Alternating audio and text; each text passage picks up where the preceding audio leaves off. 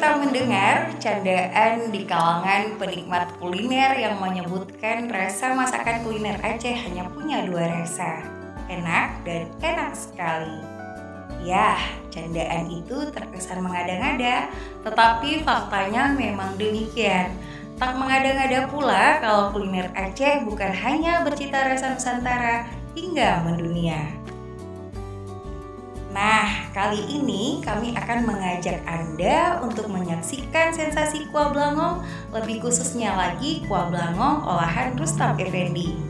Laki-laki yang akrab disapa Bang Pen, penjual nasi menu khas kuah blangong daging kambing atau si kameng ini, sehari-hari Bang Pen menjual nasi kambing dengan menu kuah blangong dan si kameng di Warkop Nagro di Jalan Mr. Muhammad Hasan, Gampong Sukadamai, Kecamatan Lubeta, Kota Banda Aceh.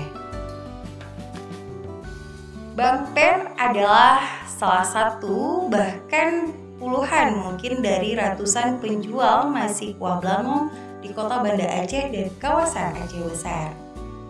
Branding Bang Pen sudah akrab di kalangan pelanggan setianya, yang terkesan tak pernah bosan menikmati menu khas warisan Indatu Aceh ini. Buktinya saja, setiap hari wajah orang-orang yang sama singgah ke Warkop Nagro, menikmati kuah blangong Bang Pen yang aromanya maupun cita rasanya benar-benar menggoda selera. Bang Pen, laki-laki kelahiran Montasik, Aceh Besar ini mengaku sudah 28 tahun menggeluti kuliner khas dari Aceh Besar tersebut. Dalam sehari, Bang Pen mengaku bisa menjual sebanyak 8 hingga 15 kilo daging kambing yang dimasak dalam belanga besar. Harga yang dibanderol Bang Pen relatif murah, dari Rp20.000 hingga Rp30.000 per porsi saja.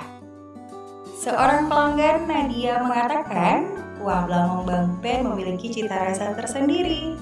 Selain harganya sangat kompetitif, rasanya juga cocok di lidah semua orang, tak diragukan lagi warga Aceh. Lebih kurang 28 tahun ya, lebih kurang itulah. Ya pertama dulu kerja sama orang, bantu orang.